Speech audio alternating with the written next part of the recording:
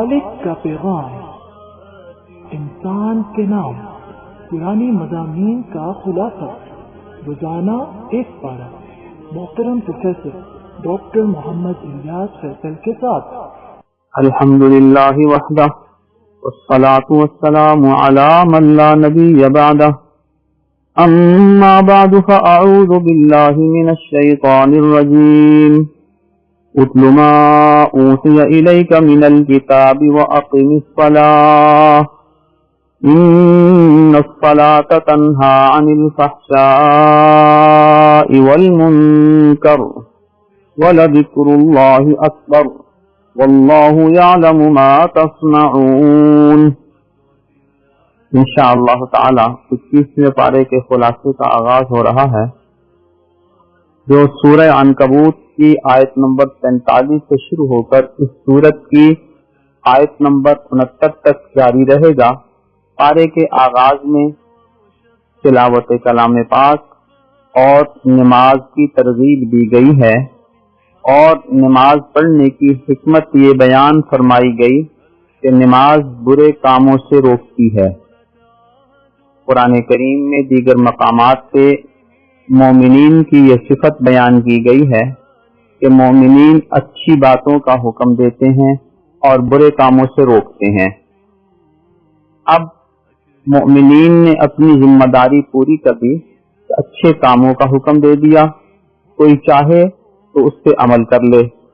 مومنین نے برے کاموں سے روک دیا، کوئی چاہے تو ان برے کاموں سے رک جائے۔ مومنین کا کام عمل کرانا نہیں، ترغیب دے دینا ہے۔ نماز بھی جب برے کاموں سے روکتی ہے تو گویا نماز پڑھنے والا شخص جب بھی کوئی برا کام کرنے لگتا ہے تو نماز اس کو متوجہ کرتی ہے کہ یہ برے کام نہ کرو۔ ابھی تھوڑی دیر پہلے تم اللہ کے پاس سے حاضری دے کر آئے ہو، اللہ کے گھر میں حاضری دے کر آئے ہو، اور تھوڑی دیر کے بعد تم نے اللہ کے گھر دوبارہ نماز کے لیے حاضری دینی ہے، تو نماز اس کو متوجہ کرتی ہے، اس کو روکتی ہے۔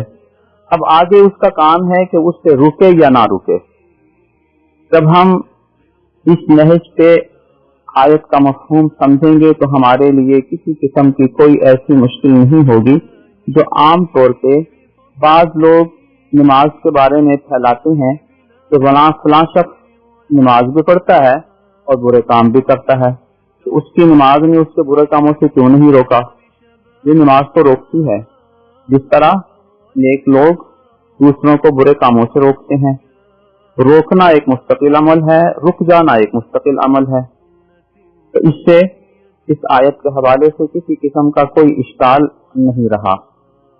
آیت نمبر 86 میں اہل کتاب یعنی یہود و نصارہ کے ساتھ گفتگو کا ادب سکھایا گیا ہے، تو وَلَا تُجَادِلُوا أَهْلَ الْكِتَابِ إِلَّا بِالَّتِي هِيَ أَحْسَنُ، کہ اہل کتاب کے ساتھ اچھے انداز میں علمی گفتگو کیا کرو۔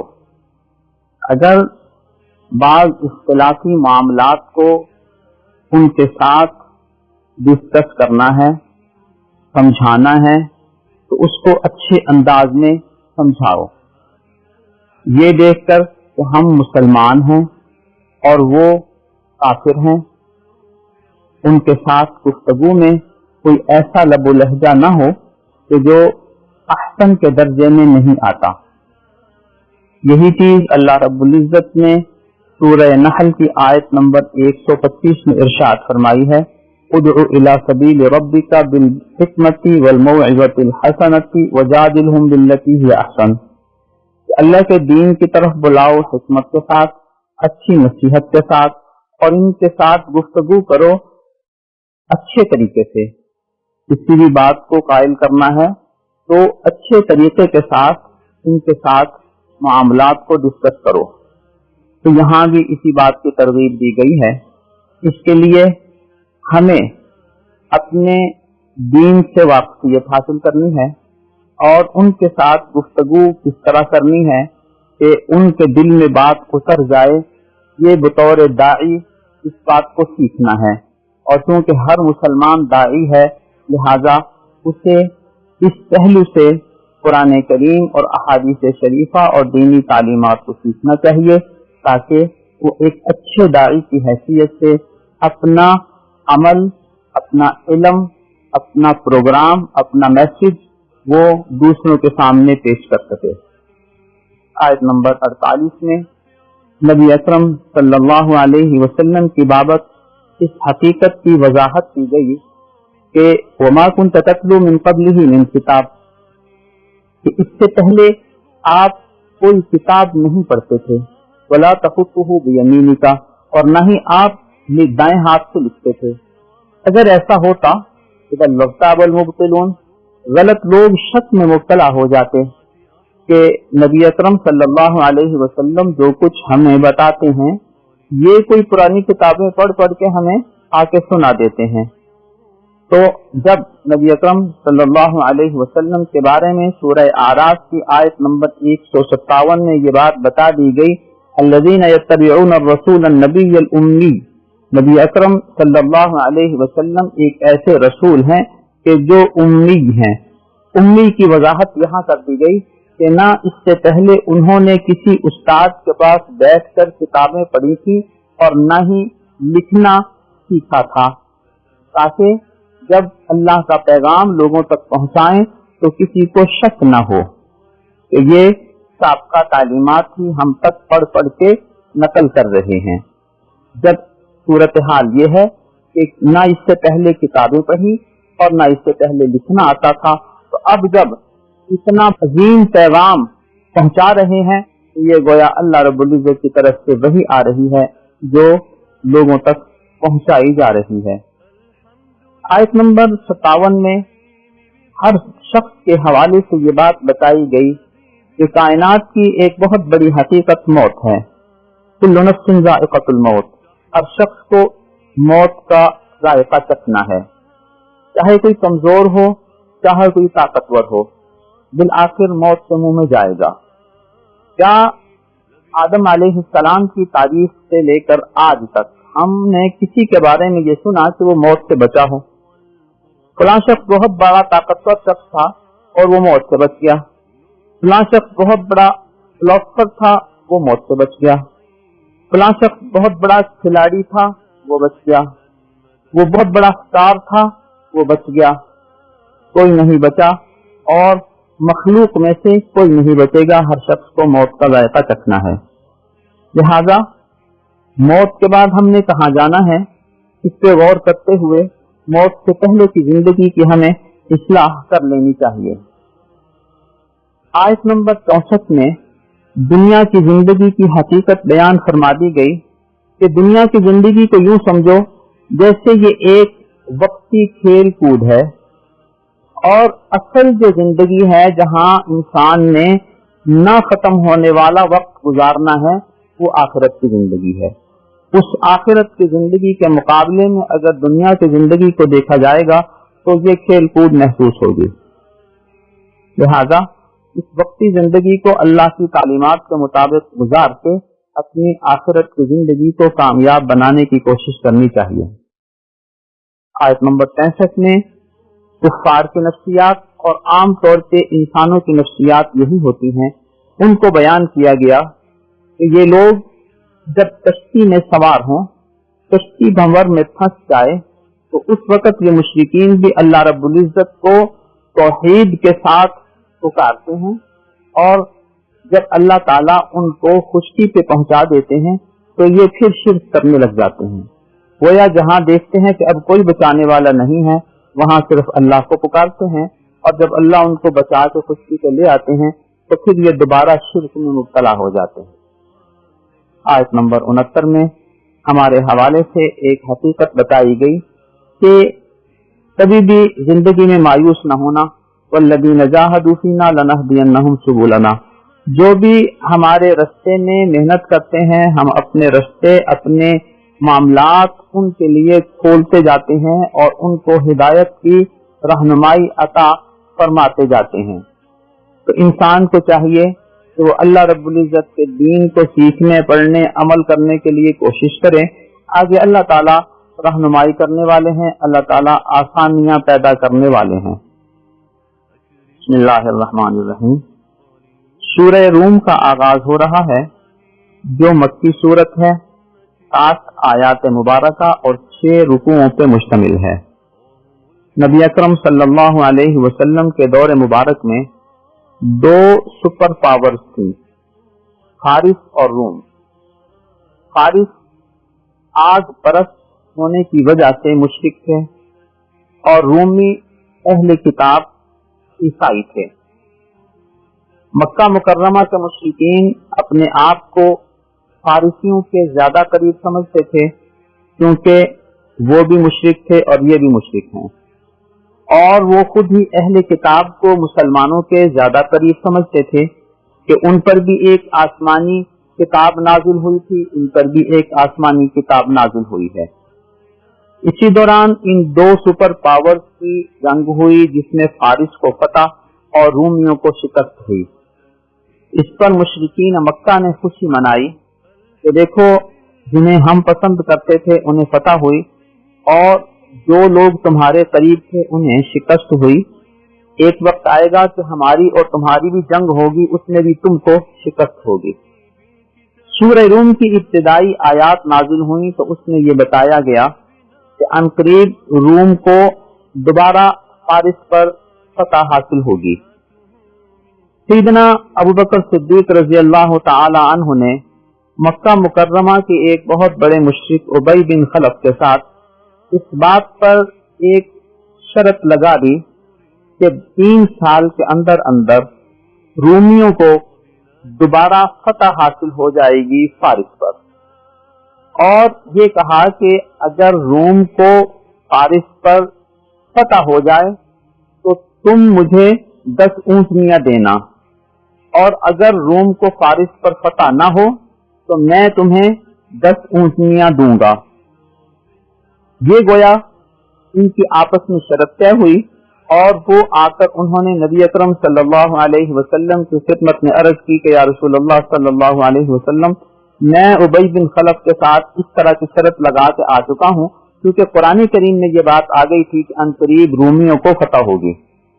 نبی اکرم صلی اللہ علیہ وسلم نے ارشاد فرمایا کہ یہ جو چند سالوں کا ذکر ہے کہ چند سالوں میں رومیوں کو فتح ہوگی، اس کا اطلاق 3 سے 9 سال تک ہوتا ہے، لہذا تم ایسے کرو کہ انہیں یہ کہو کہ 10 اونٹنیوں کی بجائے ہماری بات چیت 100 اونٹنیوں پر ہوگی، اور یہ جو مدت ہے اس کو 3 سال سے بڑھا کر 9 سال کر دو۔ سیدنا ابوبکر صدیق رضی اللہ تعالیٰ عنہ نے ان سے جا کر بات کی کہ اس مدت کو ہم بڑھا دیتے ہیں اور تعداد کو بھی 100 تک بڑھا دیتے ہیں۔ اس پر معاہدہ ہو گیا اور یہ طے ہو گیا کہ اگر رومیوں کو فتح ہوگی تو ابی بن خلف 100 اونٹنیاں سیدنا ابوبکر صدیق کو دیں گے، اور اگر رومیوں کو فتح نہ ہوئی 9 سال کے اندر اندر تو سیدنا ابوبکر صدیق رضی اللہ تعالی عنہ 100 اونٹنیاں ابی بن خلف کو دیں گے۔ 9 سال گزرے نہ تھے کہ 7 سال کے بعد ہی روم اور فارس کی دوبارہ جنگ ہوئی جس میں اللہ تعالیٰ نے رومیوں کو فتح عطا فرمائی۔ اب کیونکہ ایک طرف مشرکین مکہ فارس کی فتح پہ خوشی مناتے تھے، تو جب رومیوں کو فتح ہوئی یومئذ یفرح المؤمنون، اس دن مسلمانوں نے خوشی منائی کہ دیکھو فارس سے رومیوں کو فتح حاصل ہو گئی۔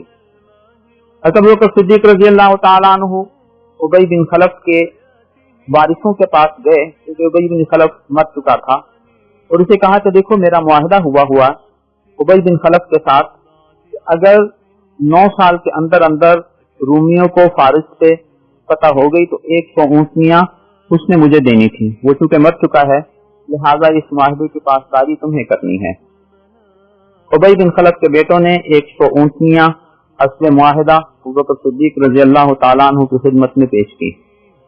نبی اکرم صلی اللہ علیہ وسلم کی خدمت میں ابوبکر صدیق رضی اللہ تعالیٰ عنہ حاضر ہوئے اور عرض کیا کہ یا رسول اللہ صلی اللہ علیہ وسلم، آپ کے بتائے ہوئے وعدے کے مطابق میں نے ان سے جو معاہدہ کیا تھا اس میں اللہ تعالیٰ نے مجھے کامیابی دی ہے اور یہ 100 اونٹنیاں ہیں۔ نبی اکرم صلی اللہ علیہ وسلم نے ارشاد فرمایا انہیں صدقہ کر دو۔ گو کہ اس وقت تک ابھی इस जुए की हुर्मत नाजिल नहीं हुई थी जो मदीना मुनव्वरा आने के बाद सन 4 हिजरी में नाजिल हुई शराब के साथ। लेकिन इसके बावजूद नबी अकरम सल्लल्लाहु अलैहि वसल्लम ने एहतियात के दर्जे में उन ऊंटनियों को सदका करा दिया। आयत नंबर 9 और 10 में साबका अक़वाम पे गौर करने के साथ साथ एक बात ये बयान की गई कि देखो वो कौमें तुम अहले मक्का से ज्यादा ताकतवर थी, उनके कदरात भी तुमसे ज्यादा थे, उनकी उम्र भी तुमसे ज्यादा थी और उन्होंने जमीन को तुमसे ज्यादा अच्छे तरीके से आबाद किया था, चाहे वो खेती बाड़ी के हवाले से हो या अपने तराश खराश वाले घरों के एतबार से कि जमीन पे ऊंचे ऊंचे पिलर और सुतून कायम करके अपने घर बनाए या पहाड़ों को खोद खोद के उन्होंने अपने घर बनाए। तो वो तुमसे ज्यादा तरक्की याफ्ता थे, लेकिन जब उन्होंने रसूलों की बात न मानी तो उनका अंजाम बहुत बुरा हुआ।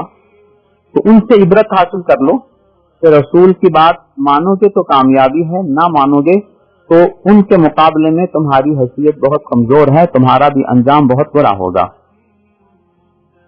आयत नंबर 11 से आयत नंबर 16 तक अल्लाह ताला कायनात के आगाज और अंजाम के हवाले से बताते हैं कि ये अल्लाह ही के इख्तियार में है। क़यामत वाले दिन जब क़यामत कायम होगी तो उस दिन मुशरिक ना उम्मीद हो जाएंगे, क्योंकि जिन लोगों को वो दुनिया में अल्लाह के साथ शरीक ठहराते थे आज उनकी शफाअत नहीं हो पाएगी। वो उम्मीदवार होंगे कि ये लोग हमारी शफाअत करेंगे, लेकिन उनके माबूद और उनके शरीक आज इनकारी होंगे शफाअत से भी और इनकारी होंगे उनकी इबादत से भी। ना तुमने हमारी इबादत की है, ना हम तुम्हारे साथ आज कुछ ताउन कर सकते हैं।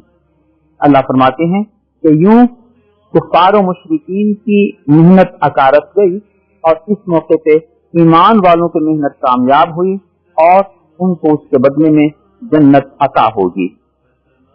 आयत नंबर 20 से आयत नंबर 27 तक अल्लाह ताला की मुख्तलिफ आयात व अलामात और निशानियों का जिक्र है। जिस तरह आयात व अलामात और निशानियां ये किसी हकीकत की खबर देती हैं, तो ये निशानियां भी अल्लाह ताला की वहदानियत की खबर देती हैं। पहली निशानी ये बयान की गई कि अल्लाह ताला ने तुम इंसानों का आगाज मिट्टी से किया और फिर बकिया इंसान उस निजाम से पैदा किए जो आज तुम अमलन देख रहे हो। अब मिट्टी से किसी इंसान को बना लेना और फिर नुक्ते से उसकी आगे नस्ल को चलाना, ये अल्लाह ही की कुदरत और इख्तियार में है। तो जिस जात में ये वस्फ और सिफत मौजूद है वो ऐसी मखलूक पैदा कर सकता है, तो उसी को ही खुदा और माबूद मानना चाहिए, उसके साथ किसी को शरीक नहीं ठहराना चाहिए। दूसरी सिफत और दूसरी आयत और अलामत ये इरशाद फरमाई गई कि अल्लाह ताला ने तुम्हारे जोड़े बनाए, मर्द और औरत, खामद और बीवी, और उनमें बाहम मोहब्बत और रहमत पैदा की। खामद बीवी का ताल्लुक सिर्फ कानूनी और शरई ही नहीं बल्कि नफ्सियाती और जज्बाती ताल्लुक भी है, जिसकी वजह से ये मिसाली जिंदगी गुजारते हैं। अल्लाह ताला की तीसरी निशानी ये बयान फरमाई गई कि अल्लाह ताला ने आसमान और जमीन पैदा किए हैं और ये अल्लाह के अलावा किसी और ने पैदा नहीं किए। चौथी निशानी ये बयान की गई कि तुम्हारी जुबानें जो तुम बोलते हो वो एक दूसरे से मुख्तलिफ हैं। इसके बावजूद हर साहिब जुबान अपने साथी की जुबान और उसकी बात को समझ लेता है, जबकि दूसरी जुबान वाले उसको नहीं समझ पाते। ये सारे का सारा निजाम किस तरह अल्लाह ने बनाया कि ऐसी ऐसी जुबानें तुम लोग बोलते हो और तुम्हारे रंग अल्लाह ताला ने जुदा जुदा किए। किसी का रंग काला बनाया, किसी का सफेद बनाया, किसी का गंदमी बनाया और किसी का थोड़ा थोड़ा एक दूसरे से मुख्तलिफ बनाया। आपको ताज्जुब होगा कि हम अफ्रीकी भाइयों को, अफ्रीकी इंसानों को सबको एक ही कैटेगरी में देखते हैं, तो ये काले हैं। लेकिन یہ अफ्रीकी आपस में जब किसी शख्स को देखते हैं तो वो फौरन पहचान जाते हैं कि आपका ताल्लुक इथियोपिया के साथ है, आप सूडान के हैं, आप जिबूती के हैं, आप तंजानिया के हैं। गोया हम उनको यकरंग समझते हैं और वो लोग आपस में यकरंग होने के बावजूद भी चेहरे के अलामात और उसके रंग के अंदाज से ही लोगों के इलाके और कौमों को समझते हैं। इसी तरह ये जो सफेद रंग के अंग्रेज हैं, हम उन्हें सबको सफेद समझते हैं, लेकिन ये लोग जब आपस में एक दूसरे को देखते हैं तो फौरन इलाकाई तौर पर भी समझ जाते हैं कि आप किस इलाके, किस खित्ते और किस मुल्क से ताल्लुक रखते हैं। हमारा भी कुछ ऐसा ही मामला है कि हम उमूमन गंदमी रंग रखते हैं और हम भी किसी शख्स को देखने के बाद फौरन पहचान जाते हैं कि आपका ताल्लुक फला मुल्क से लगता है। तो ये सब कुछ अल्लाह ताला की निशानियां हैं जिन्हें देखकर अल्लाह की वहदानियत की तरफ मुतवज्जो होना चाहिए। अल्लाह ताला की 5वीं निशानी ये बयान की गई कि तुम रात को सोते हो और दिन को अपने कारोबार करते हो। ये रात को सोना अल्लाह ताला की तरफ से एक ऐसी खुसूसियत है कि इशा के बाद जब इंसान जल्दी सोता है तो उसके दिमाग पर इस तरह के असरात होते हैं सुकून के एतबार से कि अगर वो 2.5 घंटे सो लेता है तो उसकी 2.5 घंटे की नींद वो 6-7 घंटों के बराबर होती है। और अगर वो 12-1 बजे के बाद सोता है तो फिर उसको कुछ ज्यादा आराम करना पड़ता है, फिर उसको सही सुकून मिलता है। और अगर वो दिन को सोता है तो दिन को सोने के बावजूद उसे वो सुकून और इत्मीनान हासिल नहीं होता जो रात को सोने से मिलता है। इससे वाज़ेह हुआ कि रात को सोने की एक अपनी तासीर है इंसानी जिस्म के एतबार से जो अल्लाह ताला ने इस अंधेरे में पैदा की है। और रात को सोते वक्त इस बात का एहतमाम करना चाहिए कि इंसान रोशनी में ना सोए बल्कि अंधेरे में सोए। हल्की सी लाइट अगर जलानी हो तो उसमें हर्ज नहीं, लेकिन जब इंसान अंधेरा करके सोता है तो उस वक्त जिस्म से और खास तौर पर दिमाग से जो कुछ केमिकल्स निकल के उसको नींद की तरफ माइल करते हैं वो ज्यादा मुअस्सिर होते हैं। वाज़ेह रहे कि नबी अकरम सल्लल्लाहु अलैहि वसल्लम की तरगीब भी थी और मुबारक सुन्नत भी थी।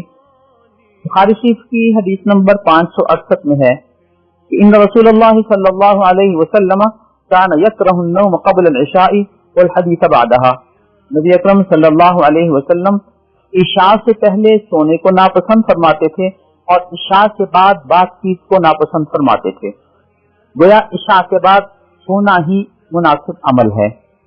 तो जितनी जल्दी सो जाएंगे थोड़े वक्त से मुनासिब राहत हासिल हो जाएगी जिस्म को, और उसके बाद इंसान उठे जिक्र अस्कार इबादत तहज्जुद वगैरह में मसरूफ हो जाए।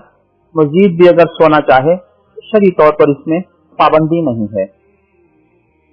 इसके अलावा आज अगर हम ऐसे तहकीकाती इदारों की रिपोर्टें पढ़ें तो यही बात वाज़ेह होती है कि रात को जल्दी सोना इंसानी सेहत के लिए मुफीद है और देर से सोना इंसानी सेहत के लिए नुकसानदेह है।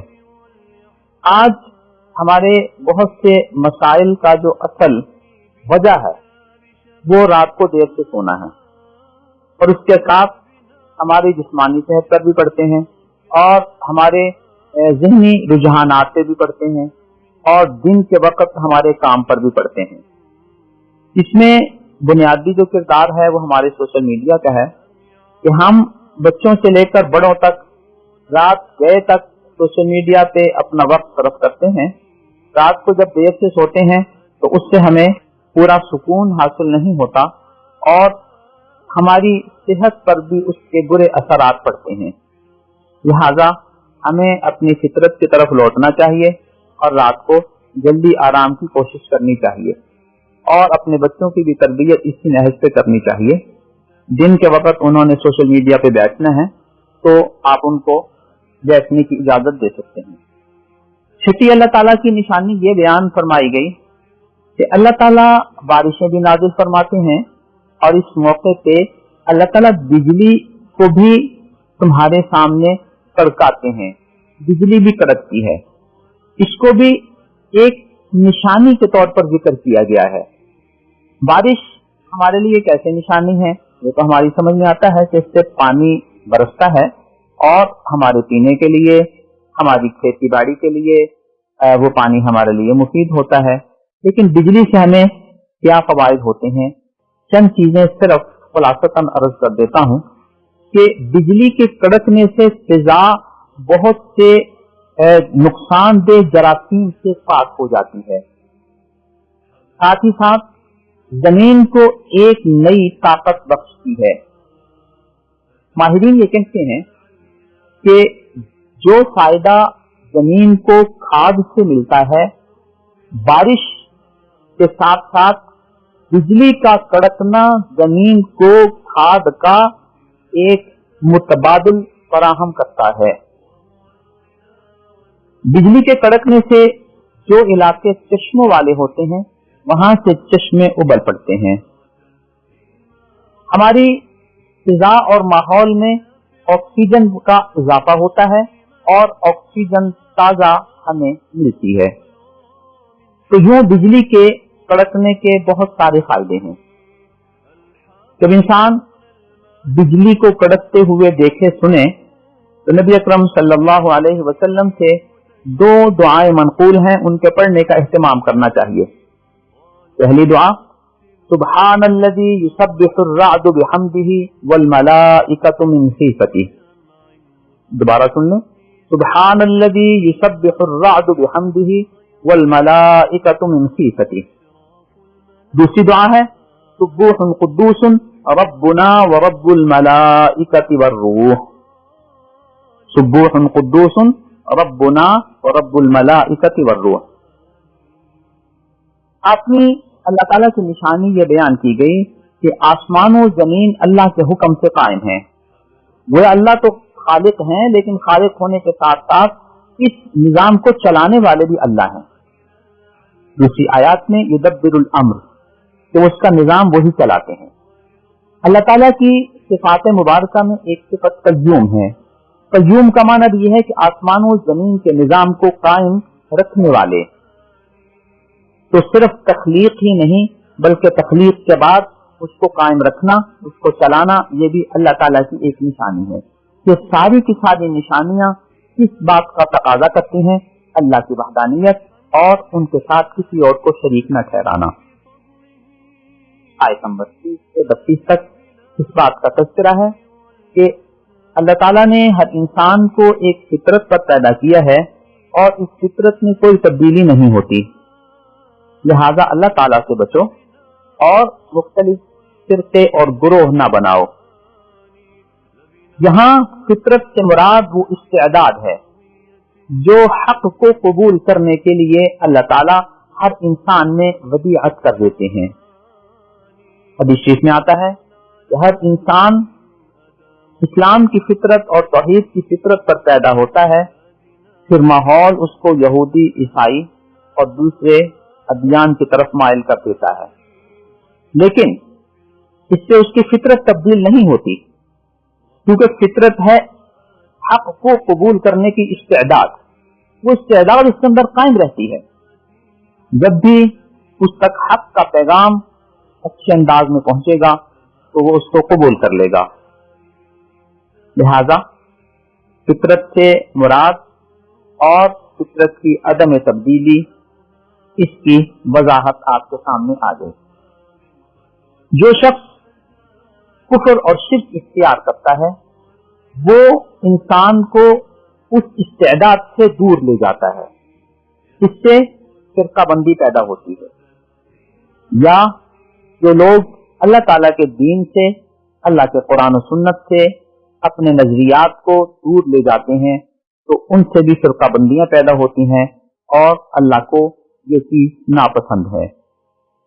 اسی لیے اس بات کی تعلیم دی گئی کہ جب بھی اختلاف ہو معاملات میں تو اپنے آپ کو قرآن کریم، احادیث شریفہ کی طرف لوٹاؤ اور ان کو जिस तरह सहाबा इकराम ने समझा, जिस तरह ताबईन और तबा ताबईन ने समझा, उनकी रोशनी में समझकर अपने मामलात को हल करने की कोशिश करो।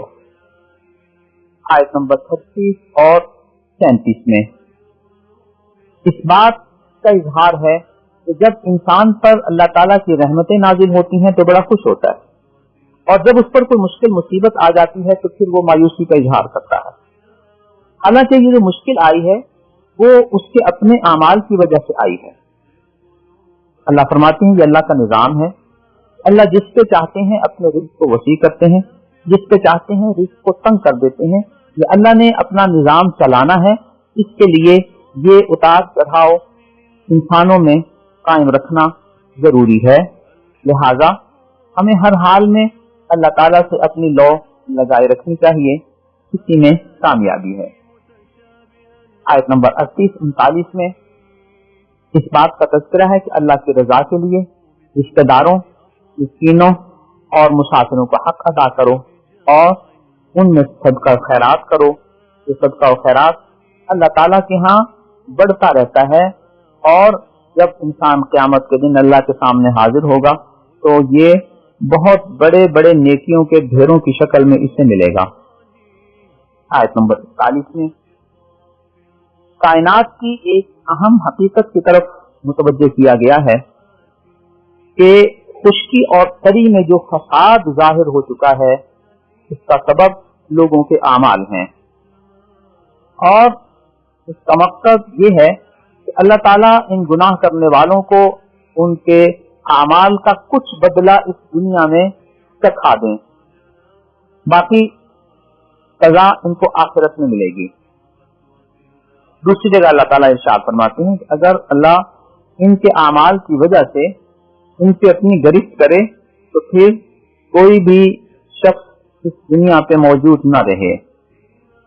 तो ये अल्लाह ताला की माफी है, अल्लाह की करम नवाजी है कि वो सत्तारियां फरमाते हैं और हर गुनाह पर मुकम्मल गिरफ्त नहीं फरमाते। यूं इंसान जब गुनाह करता है तो उस गुनाह की नहूसत उसकी जात पर, उसके खानदान पे और गिर्द पेश में असरात उसके जाहिर होते हैं, हत्ता कि चरिंद परिंद को भी उससे तकलीफ होती है, और ये जो फसाद की शक्ल जाहिर होती है इसकी वजह से उन्हें अंदाजा होता है कि इब्ने आदम के बुरे अमाल की वजह से ये सब कुछ जाहिर हो रहा है जिसकी तकलीफ हमें भी पहुंच रही है। यहाँ ये बात वाज़ेह रहे कि अगर कुफ्फार बुरे अमाल करते हैं तो ये उनके अमाल का उन्हें दुनिया में कुछ सजा का सिलसिला पहुंचता है, और अगर वो मुसलमान है तो ये सजा उसके लिए कफारा बन जाती है, और अगर नेक शख्स के ऊपर कोई आजमाइश आती है तो ये उसके दर्जात की बुलंदी का सबब बन जाता है। आयत नंबर 46 से आयत नंबर 51 तक इस बात का तज़किरा है। अल्लाह ताला जब बारिश बरसाते हैं तो उसमें एक चीज ये होती है फइदा असाब बिही मन यशाउ मिन इबादिही इज़ा हुम यस्तबशिरून, कि ये बारिश अल्लाह ताला जब उन लोगों तक पहुंचाते हैं जिन्हें वो चाहते हैं तो वो लोग खुश हो जाते हैं। गोया बारिश ने कहाँ बरसना है, कितना बरसना है, कब बरसना है, ये अल्लाह का निजाम है। अल्लाह उस बारिश को जहां हुक्म देंगे वो वहां बरसेगी। यही वजह है कि हम देखते हैं कहीं कभी बारिशें कम होती हैं, कहीं ज्यादा होती हैं। जहां ज्यादा होती हैं वहां अल्लाह का हुक्म उनके ज्यादा बरसने का है, जहां कम होती हैं वहां अल्लाह का हुक्म यही है, जहां बिल्कुल नहीं होती तो अल्लाह का हुक्म यही है कि वहां बिल्कुल नहीं बरसेंगी। तो ये बारिशों का बरसना भी अल्लाह ताला के हुक्म के मुताबिक है। दूसरी बात यह है कि बारिशें कब बरसेंगी ये भी अल्लाह के हुक्म से है। अल्लाह चाहेंगे तो ऐसे मौसमों में बरसेंगी कि जिससे तुम्हारी खेतियों को बहुत फायदा होगा। अल्लाह तुमसे नाराज होंगे तो वो ऐसे मौसमों में बरसेंगी जब उन बारिशों से तुम्हारी खेतियों को फायदे की बजाय नुकसान हो सकता है। तो ये सारे का सारा निजाम अल्लाह का है जिसका ताल्लुक हमारे आमाल के साथ है। हमारे आमाल अल्लाह को राजी करने वाले होंगे तो अल्लाह ताला खुश होकर हम पर بارشیں ایسے اوقات میں اور اتنی مقدار میں بھیجیں گے جس سے ہماری کھیتیوں کو فائدہ ہوگا اور ہمیں نقصان نہیں ہوگا. ہمیں اللہ تعالیٰ سے رحمت کی بارش مانگتے رہنا چاہیے اور نقصان دینے والے بارش سے اپنے آپ کو بچانے کی دعا مانگتے رہنا چاہیے. آیت نمبر 54 میں انسان کی تخلیق کے مراحل کا ذکر ہے کہ ہر انسان جب پیدا ہوتا ہے تو کمزور ہوتا ہے، رفتہ رفتہ وہ طاقتور اور جوان ہوتا ہے، پھر وہ کمزوری کی طرف پلٹتا ہے اور اس سے بڑھاپا آ جاتا ہے. تو یہ انسانی تخلیق کے مراحل ہیں. اگر کوئی شخص زندگی کے کسی حصے میں طاقتور ہے تو اسے تکبر اختیار نہیں کرنا چاہیے، اللہ کے حضور عاجزی کرنی چاہیے، اس لیے کہ اس سے بھی کمزوری اور بڑھاپا پھر آ جانا ہے. آیت نمبر 55 میں لوگوں کے بارے میں یہ بتایا گیا کہ قیامت کے دن جب ان سے پوچھا جائے گا کہ تم دنیا میں کتنا رہ کر آئے ہو، تو کہیں گے یوں لگتا ہے کہ جیسے گھڑی بھر ہم رہ کر آئے ہیں. اس دن وہ اللہ کے حضور بہت معذرت کرنے کی کوشش کریں گے، لیکن اللہ فرماتے ہیں کہ معافی اور معذرت کا جو وقت تھا وہ دنیا تھی، وہ گزر گیا، آج تمہاری معذرتیں قابل قبول نہیں ہیں. بسم اللہ الرحمن الرحیم. سورہ لقمان کا آغاز ہے. یہ آیت مکی ہے، 34 آیات سے مشتمل ہے. آیت نمبر 12 میں حضرت لقمان علیہ السلام کا تذکرہ ہے، لہذا اس سورت کا نام ہی سورہ لقمان ہے. اس کی آیت نمبر 6 میں اس بات کا تذکرہ ہے وَمِنَ النَّاسِ مَن يَشْتَرِي لَهْوَ الْحَدِيثِ، کہ جو لوگ ایسی چیزوں کو خریدتے ہیں کہ وہ اللہ کی یاد سے انہیں غافل کر دیتی ہیں، تو اللہ تعالیٰ اس کے لیے ناپسندیدگی کا اظہار فرماتے ہیں. اس آیت کی تشریح میں شعب الایمان بیہقی میں اس بات کا تذکرہ ہے کہ کفار مکہ میں ایک شخص نضر بن حارث تھا. وہ کاروبار کے لیے دوسرے ملکوں کا سفر کرتا. اس نے جب فارس کا سفر کیا تو وہاں سے فارس کی موسیقی سیکھ کر آیا اور آ کر مشرکین مکہ کو سکھائی. اس سے پہلے مشرکین مکہ کو یہاں کے بدوؤں والی موسیقی آتی تھی اور اس نے ان کو فارس کی موسیقی بھی آ کر سکھائی اور وہ اس میں مبتلا ہوئے. دوسرا کام اس نے یہ کیا کہ وہاں کی قصے کہانیوں کی جو کتابیں تھیں وہ خریدی اور یہاں آ کر لوگوں کو یہ کہا کہ یہ نبی اکرم صلی اللہ علیہ وسلم تم کو عاد و ثمود کے قصے اور نوح علیہ السلام کے قصے سناتے ہیں، آؤ میں تمہیں رستم اور دوسرے بادشاہوں کے قصے سناتا ہوں جو فارس کے ہیں. تو وہ لوگ ان قصوں میں پڑ گئے اور کسی حد تک قرآن کریم سے غافل ہونے لگے. دوسرے نمبر پہ وہ فارس سے ایک گلوکارہ لونڈی کو خرید کر لایا اور کہا کہ آؤ اس سے گانے سنا کریں. جو اس نضر بن حارث نے لوگوں کو قرآن کریم سے دور کرنے کے لیے، اللہ تعالیٰ سے دور کرنے کے لیے ان قصے کہانیوں کی کتابوں، موسیقی اور گلوکاری کا سہارا لیا. اسے قرآن کریم نے لہو الحدیث کہا ہے. الادب المفرد کی حدیث نمبر 786 اور 1265 میں ہے. یہ الادب المفرد امام بخاری رحمۃ اللہ علیہ کی کتاب ہے. اس میں حضرت عبداللہ بن عباس رضی اللہ تعالیٰ عنہ اس لہو الحدیث کی تشریح کرتے ہیں الغناء و اشباہہ. اس سے مراد گانا اور اس سے ملتی جلتی چیزیں ہیں. گانا، موسیقی، آلات موسیقی، یہ سب اس میں شامل ہیں. مستدرک حاکم کی حدیث نمبر 3542 میں حضرت عبداللہ بن مسعود رضی اللہ تعالیٰ عنہ سے وَمِنَ النَّاسِ مَن يَشْتَرِي لَهْوَ الْحَدِيثِ کی تشریح میں یہ بات منقول ہے. وہ فرماتے ہیں هُوَ وَاللَّهِ الْغِنَى، بخدا اس سے مراد گانا ہے. واضح رہے کہ موسیقی کے آلات خریدنا، موسیقی سننا، گانے سننا یا ہر ایسی چیز پڑھنا جو اس سے کہانیوں پر مشتمل ہو اور اللہ سے دور کرنے والی ہو، قرآن کریم سے دور کرنے والی ہو، وہ इस्लाह वल हदीस में आती है। अहादीस शरीफा से इसी बात की तायद हुई। वाज़ेह रहे कि हमारे दौर के एक मीडिया स्कॉलर जिन्हें हम आप गामदी साहब के नाम से याद करते हैं, इस सब के बावजूद वो मौसीकी और गाने को जायज तसव्वुर करते हैं। अल्लाह ताला उन्हें सही समझ अता फरमाए।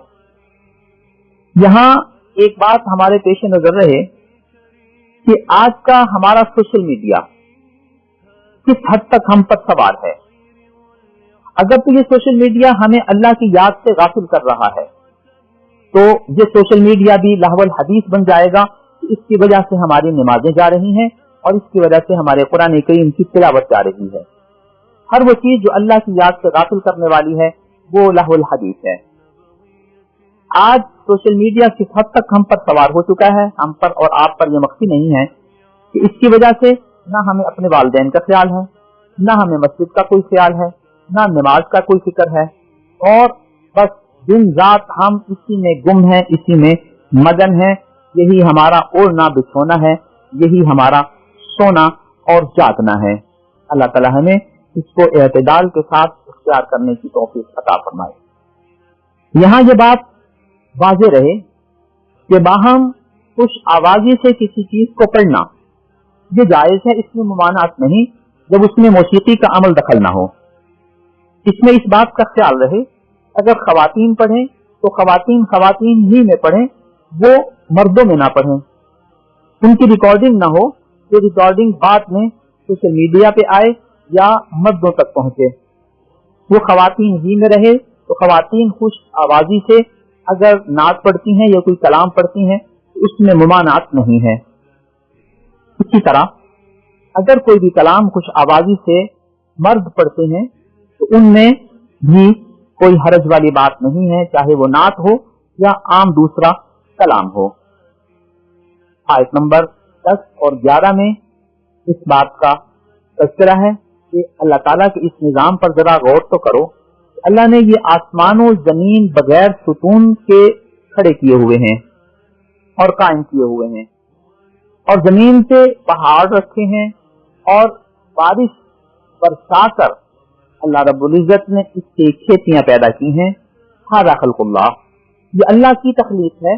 फ़अरूनी माज़ा ख़लक़ल लज़ीना मिन दूनी, मुझे दिखाओ तो सही कि जिनको तुम अल्लाह के सिवा पुकारते हो उन्होंने क्या तख्लीक की है। अल्लाह फरमाते हैं कि अल्लाह के साथ किसी को शरीक ठहराना ये जुल्म है। आयत नंबर 12 में हज़रत लुक़मान अलैहिस्सलाम की अपने बेटे को नसीहतों का जिक्र है, जो 13 नसीहतें हैं। इब्तिदा में तो हज़रत लुक़मान अलैहिस्सलाम इस बात की तरफ इशारा फरमाते हैं, वमन शकरा फइन्नमा यशकुरु लिनफ्सिही, जो अल्लाह का शुक्र अदा करता है तो इसका फायदा उसी को पहुंचता है।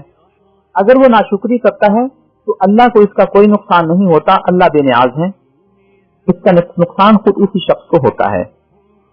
हज़रत लुक़मान अलैहिस्सलाम के बारे में यही तय है कि वो नबी नहीं बल्कि अल्लाह के एक बरगुज़ीदा वली थे, शख्स थे। उनकी अच्छाई का तज़किरा कुरान करीम में मज़कूर है। बेटे को पहली नसीहत की कि बेटा शिर्क न करना, दूसरी नसीहत की कि वालिदैन का ख्याल रखना, तीसरी नसीहत ये की कि अल्लाह का शुक्र अदा करना और अपने वालिदैन का शुक्र अदा करना, चौथी नसीहत ये की कि अगर वो तुम्हें शिर्क का हुक्म दे तो फिर उनकी पैरवी न करना, पांचवी नसीहत ये की कि उनके साथ शरीय तकाज़ों के मुताबिक वक्त गुजारना, जो भी उस दौर के शरीय तकाज़े थे, और जाहिर है कि जैसे जैसे ये नसीहत आगे चलेगी उस दौर के जो भी शरीय तकाज़े होंगे उनको पेश नजर रखते हुए उनके साथ वक्त गुजारना, गोया उनकी हर जायज बात को तस्लीम करना और नाजायज बात से माजरत कर लेना। छठी नसीहत ये की कि हर उस शख्स के रास्ते पर चलना जो तुम्हें अल्लाह के साथ जोड़ने वाला हो। सातवीं नसीहत ये की कि नमाज कायम करना। आठवीं नसीहत यह है कि नेकी का हुक्म देना और बुराई से रोकना। नौवीं नसीहत की कि अगर जिंदगी में कोई मुश्किल मरहला आ जाए तो सब्र करना। 10वीं नसीहत ये की کہ اتنے تواضع نہ کرنا کہ کسی کے نیچے لگ جاؤ، وہ ہر چیز میں اعتدال رکھنا۔ 11ویں نصیحت یہ کی کہ اکڑ کر زمین پر نہ چلنا، اللہ تعالیٰ اکڑ کر چلنے والوں کو پسند نہیں فرماتے۔ گویا تواضع اور تکبر کے حوالے سے اعتدال ہونا چاہیے۔ 12ویں بات یہ ارشاد فرمائی کہ درمیانی چال چلا کرو، اعتدال سے رہو۔ اور 13ویں نصیحت یہ کی کہ اپنی آواز کو بہت زیادہ اونچا نہ کرو بلکہ مناسب کی آواز رکھو اور وہ پستی کی طرف مائل ہو۔ گویا کہ اونچی آواز یہ بذات خود ایک تکبر کی علامت ہوتی ہے، خاص طور پہ جب اس میں تکبر شامل ہو جائے۔ آیت نمبر 27 میں اس بات کا تذکرہ ہے کہ اگر دنیا کے سارے درخت قلم بن جائیں اور سارے سمندر سیاہی بن جائیں تو بھی اللہ تعالیٰ کی کلمات، اللہ کے انعامات کو ختم نہیں کر سکتے، لکھ نہیں سکتے، احاطے میں نہیں لا سکتے۔ دوسری آیت میں آپ یہ ساتھ سن چکے، وَإِن تَعُدُّوا نِعْمَتَ اللَّهِ لَا تُحْصُوهَا، اگر تم اللہ تعالیٰ کی نعمتوں کو گننا چاہو تو نہیں گن سکتے۔ یہ بات ظاہر ہے کہ انسان آج تک اپنے آپ کو بھی نہیں سمجھ سکا۔ ہماری میڈیکل سائنس نے انسان کا آج تک جتنا جائزہ لیا ہے وہ بمشکل اس کے 15% کو سمجھ پائی ہے۔ آج بھی انسانی جسم کے بہت سارے پہلو جنہیں آپ 85% کہہ سکتے ہیں وہ انسان سے مخفی ہیں۔ صرف دماغ کا تجزیہ کرنے کے لیے اربوں کے بجٹ رکھے گئے ہیں کہ اس بات پر تحقیق کی جائے کہ انسانی دماغ کیا ہے، کیسے کام کرتا ہے۔ اسی طرح انسانی جسم کے اور بہت سے پہلو جنہیں آج تک انسان دریافت نہیں کر سکا۔ اگر انسان اپنے آپ کو آج تک مکمل نہیں سمجھ سکا تو ظاہر ہے کہ اللہ کی کائنات کو وہ کس طرح مکمل سمجھ پایا ہوگا۔ تو جہاں تک انسان کی رسائی نہیں اس کی لکھائی کیسی ہوگی۔ ایک بات یہ ہوئی، دوسری بات یہ ہے کہ اللہ تعالیٰ کی ہر نعمت اللہ کا شکر کا تقاضا کرتی ہے اور اس نعمت کا باقی رہنا یہ ایک نئی نعمت ہے۔ آنکھوں کا دیکھنا یہ نعمت ہے اور دیکھتے رہنا، اس بصارت کی نعمت کا باقی رہنا اور قائم رہنا یہ اللہ کی مستقل نعمت ہے۔ تو ہر نعمت اس میں تجدد آ رہا ہے، اس میں نیا پن آ رہا ہے، اس کا باقی رہنا ایک نئی نعمت ہے۔ صحت اللہ کی نعمت ہے، اس میں صحت کا ہر لمحہ باقی رہنا یہ اللہ کی دوسری نعمت ہے۔ تو ایک ہی نعمت ہر لمحہ متجدد ہو رہی ہے، تو یوں اللہ کی نعمتیں اتنی زیادہ ہیں کہ نہ تو کوئی ان کی تعداد گن سکتا ہے، اور اگر ہر نعمت کے بقا کے حوالے سے اس کو دیکھا جائے تو کون ان کو گن سکتا ہے، کون ان کو لکھ سکتا ہے۔ آیت نمبر 29 اور 30 میں اس بات کا ذکر ہے کہ دن رات کا مالک اللہ تعالیٰ ہے، شمس و قمر کو مسخر کرنے والا اللہ تعالیٰ ہے۔ جب اللہ ہی ہے تو ذالک بأن اللہ هو الحق، اللہ کی الوہیت ہی حق ہے، اس کے علاوہ باقی لوگوں کی معبودیت وہ باطل ہے۔ آیت نمبر 33 میں اس بات کا ذکر ہے کہ قیامت کا دن اتنا سخت ہوگا کہ دنیا میں بہت زیادہ جو محبت والد کی اولاد سے اور اولاد کی والد سے ہوتی ہے، یہ رشتہ بھی قیامت کے دن کسی کے لیے کارآمد نہیں ہوگا۔ وہاں نہ تو والد اپنی اولاد کے لیے کچھ کر پائے گا اور نہ ہی اولاد اپنے والد کے لیے کچھ کر پائے گی، لہذا دنیا ہی میں اپنے نیک اعمال کر کے آخرت کی تیاری کرنی چاہیے۔ آیت نمبر 34 جو اس سورت کی آخری آیت ہے، اس میں 5 چیزوں کے علم کو اللہ تعالیٰ کی طرف منسوخ کیا گیا ہے۔ پہلی چیز قیامت کا علم کہ قیامت کب آئے گی، اس کا محدد علم، اس کا محدد وقت یہ اللہ کے علم میں ہے۔ ينزل الغیث، اللہ بارش نازل فرماتے ہیں اور بارش کے نزول کا علم اللہ کے پاس ہے۔ کبھی کبھی ہماری سمجھ میں یہ بات نہیں آتی کہ ہمارے محکمہ موسمیات والے بھی بارش کے حوالے سے کچھ خبر دے دیتے ہیں اور وہ کافی حد تک درست ہوتی ہے۔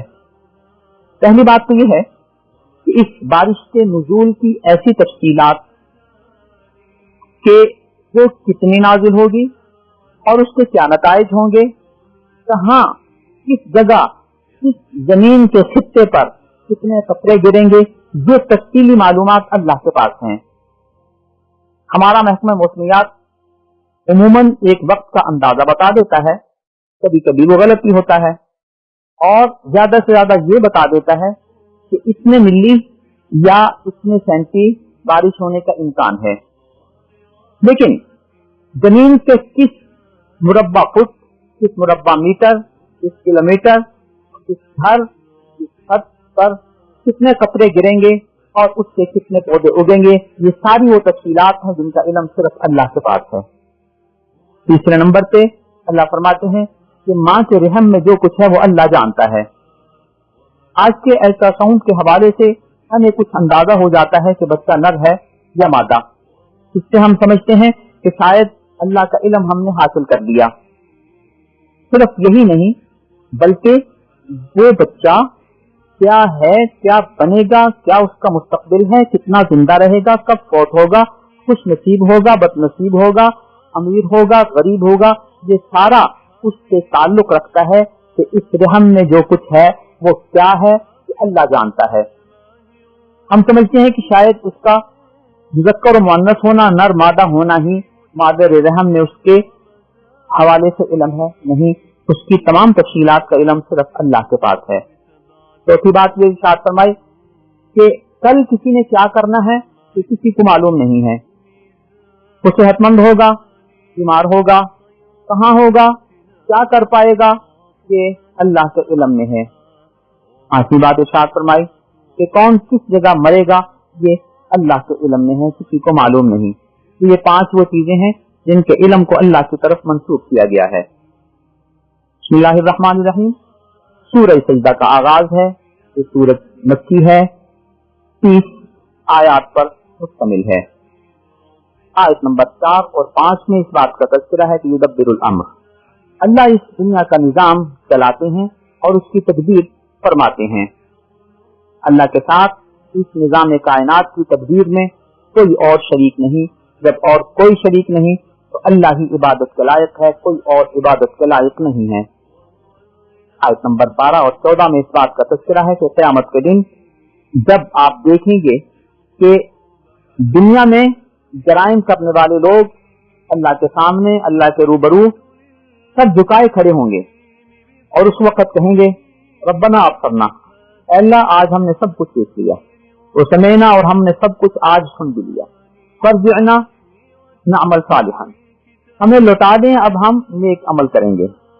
اللہ فرمائیں گے کہ وہ وقت گزر چکا، اب اس عمل کے نتیجے اور سزا کا وقت ہے، فذوقوا، آج اس سزا کو چھکو، بما نسیتم لقاء یومکم ھذا، اس لیے کہ دنیا میں تم نے اس دن کی ملاقات کو بھلا دیا تھا اور تمہیں کوئی فکر نہیں تھا کہ ایک وقت جزا و سزا کا ہوگا۔ جس طرح تم نے دنیا میں اس دن کے جزا و سزا کو بھلا دیا تھا، انا نسیناکم، آج ہم بھی تمہیں بھلا دیتے ہیں، آج تم اپنی کیے کا بدلہ رکھو اور اس کی سزا برداشت کرو۔ آیت نمبر 15 اور 16 میں نیک لوگوں کا تذکرہ ہے کہ جب وہ اللہ کی باتیں سنتے ہیں تو خروا سجدا، سجدہ ریز ہو جاتے ہیں، اور دوسرا مفہوم یہ بھی ہے کہ سر تسلیم خم کر دیتے ہیں۔ فتجافی جنوبہم عن المضاجع، ان کی دوسری صفت یہ ہے کہ وہ راتوں کو اپنے بستروں سے ہٹ کر اللہ تعالیٰ کے حضور نمازوں میں مصروف رہتے ہیں اور دعاؤں میں مصروف رہتے ہیں۔ بسم اللہ الرحمن الرحیم، سورہ احزاب کا آغاز ہے، یہ سورت مکی ہے اور 73 آیات پر مشتمل ہے۔ اس سورت میں احزاب کا تذکرہ ہے، آیت نمبر 20 ہے، اسی وجہ سے اس سورت کا نام ہی سورہ احزاب ہے۔ حزب جماعت کو کہتے ہیں، احزاب اس کی جمع ہے۔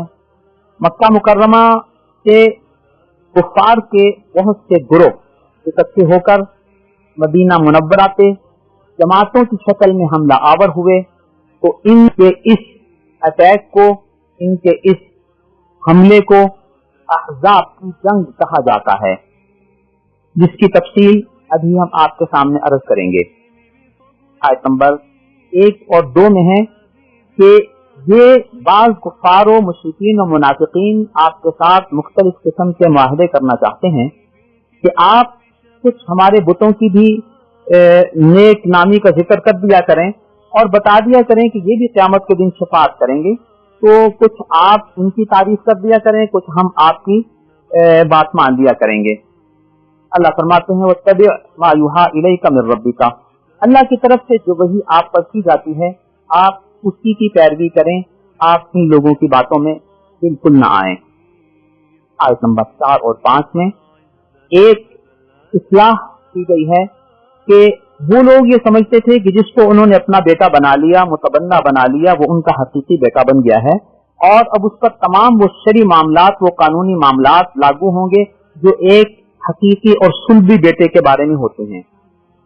تو اس سلسلے میں بتایا گیا کہ جس کو تم نے اپنا متبنہ بنایا ہے، منہ بولا بیٹا بنایا ہے، یہ تم نے اپنی زبان سے اس کو بیٹا کہہ دیا ہے، حقیقت میں وہ تمہارا بیٹا نہیں ہے، وہ سلبی بیٹا نہیں ہے۔ اسی لیے آیت نمبر 5 میں ارشاد فرمایا گیا کہ انہیں اپنے باپ کی طرف ہی منسوب کیا کرو، اپنے نام کو اس کے والد کی حیثیت سے کبھی ذکر نہ کرو، بلکہ جو اس کا حقیقی باپ ہے اسی کی طرف اسے منسوب کرو، جیسے کہو کہ میں نے اس کو اپنا منہ بولا بیٹا بنا لیا ہے، اس میں کوئی حرج والی بات نہیں ہے۔ بخاری کی حدیث نمبر 4326 میں ہے من ادعا الی غیر ابیہ وہو یعلم فالجنۃ علیہ حرام، جو جان بوجھ کر اپنے آپ کو کسی اور کی طرف منسوب کر لے بطور باپ، اور اسے معلوم بھی ہے کہ یہ میرا باپ نہیں ہے، اللہ فرماتے ہیں کہ اس پر جنت حرام ہے۔ گویا کہ سلسلہ نسب کی حفاظت کے لیے اللہ تعالیٰ نے اس بات کی طرف ہمیں متوجہ کیا قرآنی آیات میں بھی اور نبوی تعلیمات میں بھی کہ جو حقیقی باپ ہے اسی کی طرف اپنی نسبت ہونی چاہیے، اور اگر تم کسی کو اپنا منہ بولا بیٹا بنا بھی لو تو بھی اس کی نسبت اس کے اصل باپ ہی کی طرف ہونی چاہیے۔ اس کے ساتھ ساتھ ہمارے معاشرے میں ایک اور پہلو قابل توجہ ہے۔ بعض لوگ اس حدیث کی روشنی میں ہماری خواتین کو بہت پریشان کر دیتے ہیں اور سوشل میڈیا پہ ایسی خبریں چلاتے ہیں جس کی وجہ سے وہ فکر مند اور پریشان ہو جاتی ہیں۔ اس حدیث کو نقل کرنے کے بعد جو شخص اپنے آپ کو اپنے باپ کے علاوہ کسی اور کی طرف منسوب کرتا ہے جنت اس پہ حرام ہے۔ وہ یہ کہتے ہیں کہ دیکھیے، جو عورت شادی سے پہلے مثلا فاطمہ اقبال تھی، یعنی اقبال ان کے والد محترم ہیں اور فاطمہ اس کا نام ہے، اس کی شادی کسی حماد نامی شخص سے ہو گئی، تو شادی کے بعد اس نے اپنی نسبت فاطمہ حماد کر لی، تو اس نے اپنے باپ کی بجائے اپنے شوہر کی طرف اپنی نسبت کر دی ہے، باپ کے نام کی جگہ اس نے اپنے شوہر کا نام ذکر کر دیا ہے، تو یہ بھی اسی ضمن میں آئے گی کہ اس پہ جنت حرام ہوگی۔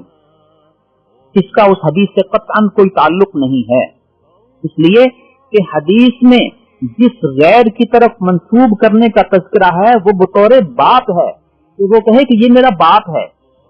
ہمارے معاشرے میں جب بھی شادی کے بعد کوئی عورت اپنی نسبت اپنے خامند کی طرف کرتی ہے تو وہ بطور خامند کرتی ہے، بطور باپ نہیں کرتی۔ اس بات کو سمجھ لینا چاہیے، اور بلا وجہ بعض لوگوں کی ایسی جاہلانہ پوسٹوں سے فکر مند اور پریشان نہیں ہونا چاہیے۔ آیت نمبر 6 میں نبی اکرم صلی اللہ علیہ وسلم کی ازواج مطہرات کے حوالے سے یہ بات ارشاد فرمائی گئی وَأَزْوَاجُهُ أُمَّهَاتُهُمْ، نبی کی بیویاں مومنین کی مائیں ہیں۔ ہم جو نبی اکرم صلی اللہ علیہ وسلم کے ازواج مطہرات کو امہات المؤمنین کہتے ہیں کہ ازواج مطہرات کو مومنین کی مائیں ہیں، تو وہ اس آیت کی بنیاد پر کہتے ہیں۔ آیت نمبر 9 سے غزوہ احزاب کا تذکرہ ہے۔ غزوہ احد کے بعد مدینہ منورہ کے یہودی مکہ مکرمہ گئے اور ان کو اکسانے لگے کہ تم سب قبائل اکٹھے ہو کر مدینہ منورہ پر حملہ کرو، ایک تو تمہارے دشمن مسلمان وہ ختم ہوں گے، اور دوسرا یہ ہے کہ ہم بھی تمہارے ساتھ مالی تعاون بھی کریں گے اور اندرونی سطح پہ بھی ہم تمہاری حمایت اور تائید کریں گے۔ کیونکہ میثاق مدینہ میں یہ طے ہو چکا تھا کہ کسی بھی بیرونی حملے کی شکل میں مدینہ منورہ کے باسی بیرونی حملے کے مقابلے میں متحد ہو کر مقابلہ کریں گے، इन्होंने मिसाक़ मदीना की मुखालफत करते हुए गद्दारी की और मक्का मुकर्रमा के कुफ्फार को उकसाया और साथ ही ये कहा हम आपकी माली इमदाद भी करेंगे और मदीना के अंदर रहते हुए भी हमारा ताउन आपके साथ होगा। ये गोया उस मिसाक़ मदीना की मुखालफत भी थी और अहले मदीना के साथ गद्दारी और बगावत भी थी। रफ्ता रफ्ता कुफ्फार ने मुख्तलिफ कबाइल से मुआहदे किए और एक बहुत बड़ी तादाद को जमा करके वो 12,000 के करीब लश्कर को लेकर मदीना मुनव्वरा पर हमला आवर हुए। ये बहुत बड़ा अटैक और हमला था मदीना मुनव्वरा पर। नबी अकरम सल्लल्लाहु अलैहि वसल्लम को सूरत हाल की इत्तला हुई तो आपने हज़रात सहाबा इकराम से मशवरा किया कि इस अटैक और इस लश्कर का मुकाबला कैसे करना चाहिए। मुख्तलिफ तजावीज आई, इसमें हजरत सलमान फारसी रज़ियल्लाहु ताला अन्हु की ये तजवीज थी कि हमारे इलाकों में जब कोई ऐसा जबरदस्त या बड़ा अटैक होता है तो उस सूरत में हम अपने इर्द गिर्द एक खंदक और खाई खोद लेते हैं जिससे हम लश्कर को अपने इलाके से दूर रोक लेते हैं। तो हमें भी खंदक खोद के मदीना मुनव्वरा के दिफा को मजबूत कर लेना चाहिए। नबी अकरम सल्लल्लाहु अलैहि वसल्लम को उनकी ये तजवीज पसंद आई।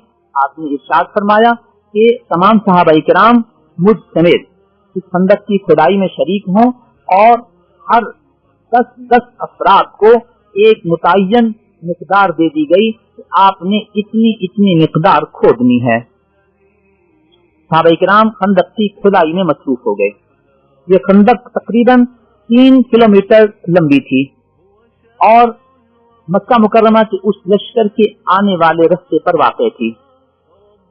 मदीना मुनव्वरा का इलाका चूंकि मजमूई तौर पे पहाड़ी भी था और पहाड़ी के साथ साथ वहाँ पथरीला इलाका है, लिहाजा जहाँ रास्ते नहीं है वहाँ से चलकर आना, घोड़े का गुजरना और पैदल चलना नामुमकिन अमल होता है। लिहाजा जो आने के मुतय्यन रास्ते हैं वहीं से वो आ सकते थे। लिहाजा उस रास्ते पर ये खंदक खोद के मदीना मुनव्वरा के दिफा को मजबूत किया गया।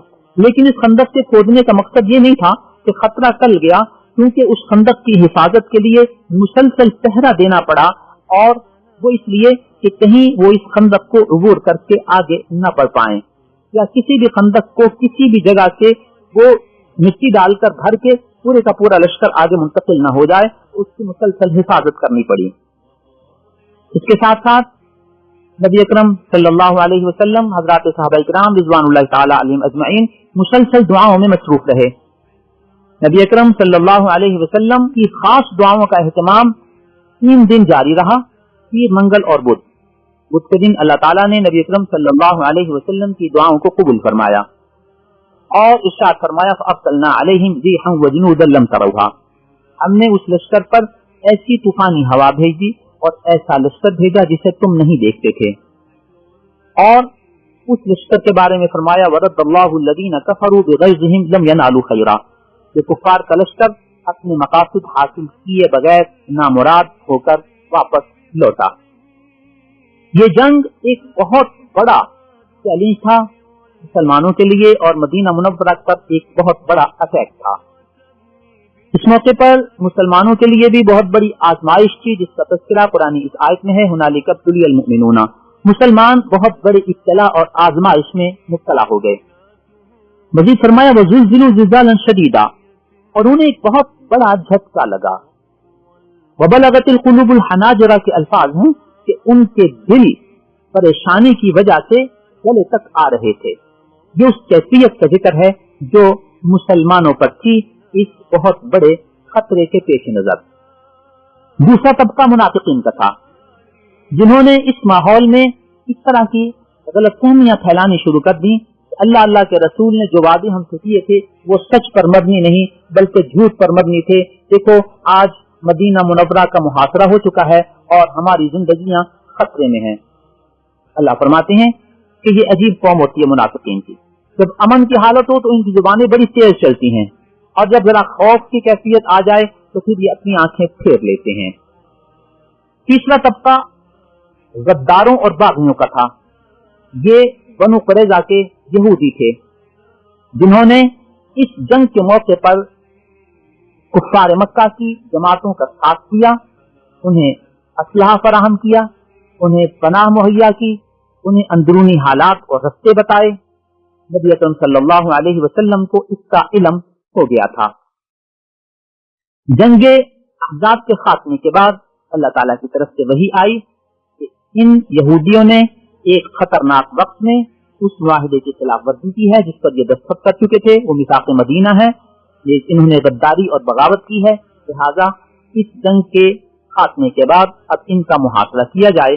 اللہ فرماتے ہیں کہ جب ان کا محاصرہ کیا گیا اور ان کو ان کے کیے کی سزا ملی تو فریقا تقتلون وتأسرون فریقا، کچھ لوگوں کو تم نے قتل کر لیا اور کچھ لوگوں کو اسیر بنا لیا۔ اللہ تعالیٰ نے ان کی زمینیں اور ان کے علاقے کو تمہارے قبضے میں دے دیے۔ بنو قریظہ کا یہ علاقہ مدینہ منورہ میں مسجد نبوی شریف سے تقریباً 2.5 سے 3 کلومیٹر کے فاصلے پر ہے۔ قباء کی جانب ذرا سا بائیں طرف ان کا یہ علاقہ تھا۔